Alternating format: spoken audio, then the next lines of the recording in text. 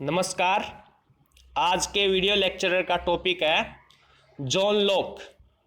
जैसा कि पिछले वीडियो लेक्चरर में हमने बताया था कि हॉब्स, लॉक और रूसो इन तीनों विचारकों को सामाजिक समझौतावादी विचारक या संविदावादी विचारक के नाम से जाना जाता है। तो पिछले वीडियो लेक्चर में हमने हॉब्स के राजनीतिक विचारों को समझने का प्रयास किया था, उन पर विचार विमर्श किया था और यह समझने का प्रयास किया था कि हॉब्स ने अपने सामाजिक समझौतावादी सिद्धांत के माध्यम से निरंकुश सत्ता का प्रतिपादन करता है। इसी क्रम में हम आज जॉन लॉक के राजनीतिक विचार हैं उन पर विचार विमर्श करेंगे।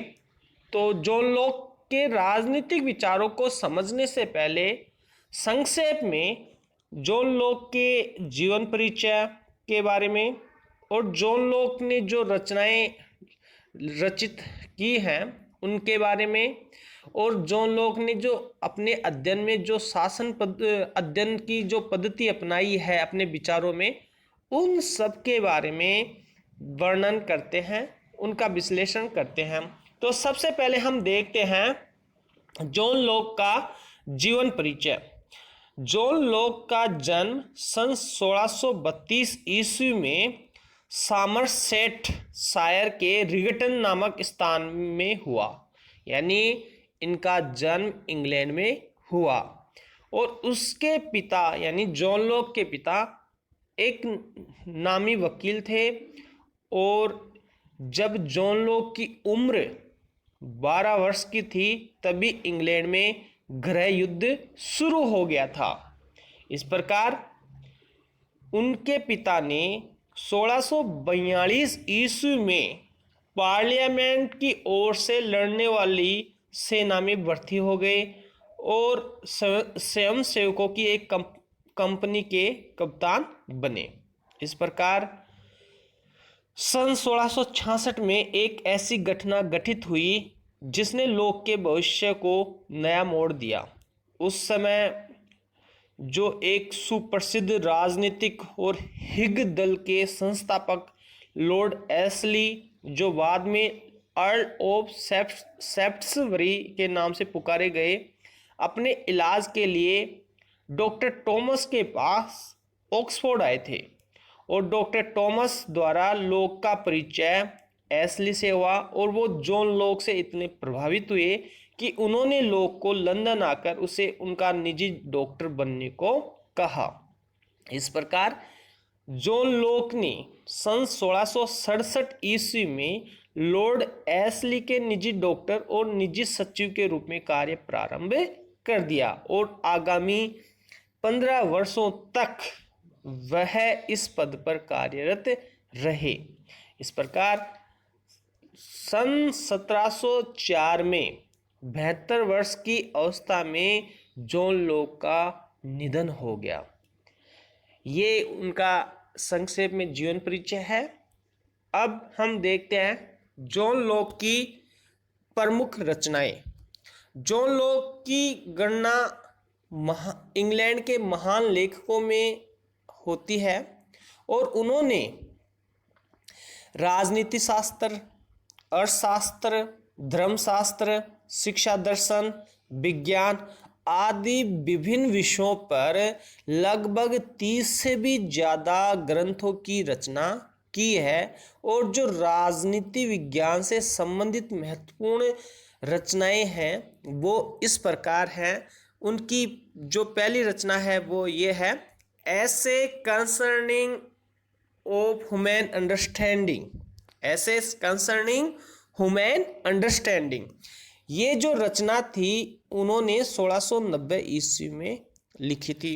और जो दूसरी रचना है वो है two treatise on civil government या on government. Two treatise on government, जो टू ट्रीटाइज ऑन गवर्नमेंट रचना है, इनमें लॉक के द्वारा प्रतिपादित राजनीतिक विचारों का संग्रह है। इस रचना में इस रचना के दो भाग हैं।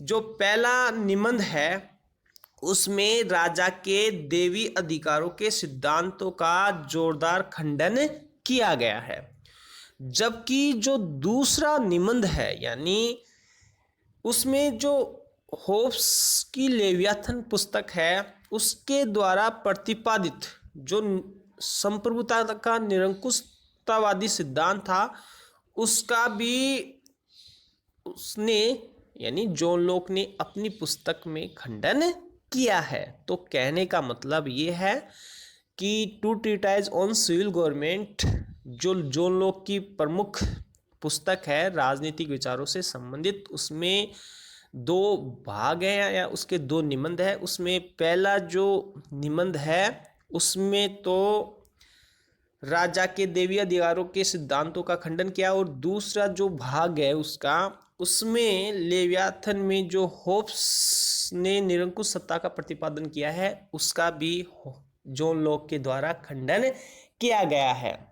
इसी प्रकार अन्य ग्रंथ भी लिखे, वो अपने राजनीतिक विचार की दृष्टि से इतने इम्पोर्टेंस नहीं रखते।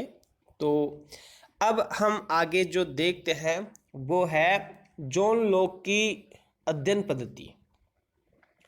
जैसा कि होब्स की पद्धति तो दार्शनिक, तार्किक और चिंतनात्मक थी, वहीं लॉक की जो अध्ययन पद्धति है वो है अनुभववादी और विवेकवादी। उसकी मान्यता है यानी जॉन लॉक का मानना था कि अनुभव ज्ञान का स्रोत होता है और अनुभव के बिना ज्ञान की कल्पना नहीं की जा सकती। और उनका ये प्रसिद्ध कथन है कि जन्म के समय से मनुष्य का मस्तिष्क कोरे कागज की तरह होता है। जो भी विचार मनुष्य के मस्तिष्क में उठते हैं वे अनुभव के द्वारा ही उत्पन्न होते हैं। इस प्रकार सभी विचारों की उत्पत्ति के दो स्रोत होते हैं, एक संवेदना, दूसरा प्रत्यक्ष बोध। लॉक ने इस प्रकार अपने अध्ययन में जो अध्ययन पद्धति अपनाई वो है अनुभववादी पद्धति, जिसकी तीन मुख्य बातें हैं। पहला, ज्ञान की उत्पत्ति का स्रोत अनुभव है। दूसरा, ज्ञान विवेक मूलक होता है। और तीसरा जो उसने कहा वो है मनुष्य के ज्ञान का क्षेत्र उसके अज्ञान के क्षेत्र से बहुत छोटा होता है।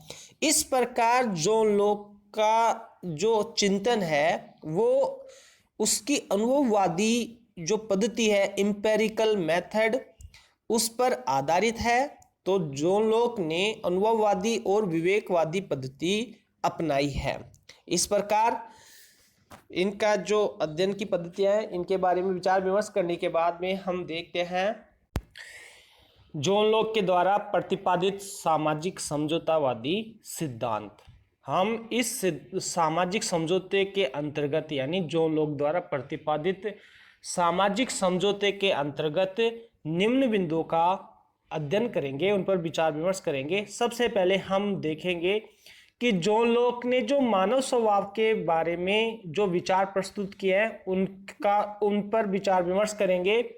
उसके बाद में हम जॉन लॉक द्वारा प्रतिपादित प्राकृतिक अवस्था का वर्णन विश्लेषण करेंगे और उसके बाद हम देखेंगे कि जो प्राकृतिक अवस्था के बाद में मनुष्य जो सामाजिक समझौते के द्वारा राज्य की उत्पत्ति होती है वो किन परिस्थितियों में होती है।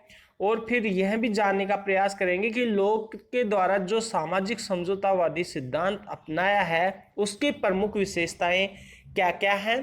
तो सबसे पहले हम ये देखते हैं कि लॉक ने मानव स्वभाव के बारे में क्या विचार प्रस्तुत किए हैं।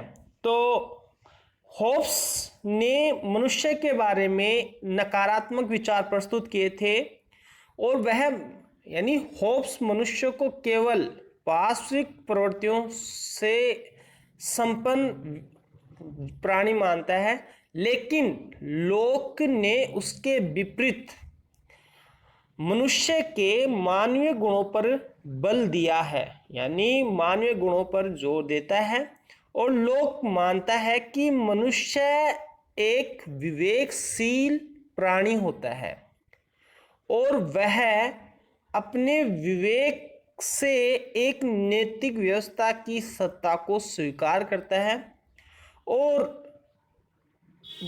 उसके अनुसार ही अपना कर्तव्य कार्य करना अपना कर्तव्य मानता है। इस प्रकार लोक के अनुसार मनुष्य स्वभाव से एक सामाजिक प्राणी है जो कि विवेकशील है और जो समाज में पारस्परिक सहयोग, प्रेम, दया, सद्भावना के आधार पर दूसरे व्यक्तियों के साथ संबंध रखते हुए अपना जीवन व्यतीत करता है। इस प्रकार होब्स और लोक के मानव स्वभाव संबंधी विचारों में बुनियादी अंतर है। होब्स का मनुष्य कोरा जंगली पशु है, जबकि लोक का जो मनुष्य है एक नैतिक और विवेकशील प्राणी है। होब्स का मनुष्य घोर स्वार्थी है, जबकि लोक का मनुष्य परोपकारी है। इसी प्रकार होब्स का मनुष्य झगड़ालू है, लेकिन लोक का मनुष्य शांति प्रिय है। इस प्रकार होब्स और जॉन लोक के विचारों में भिन्नता पाई जाती है मानव स्वभाव संबंधी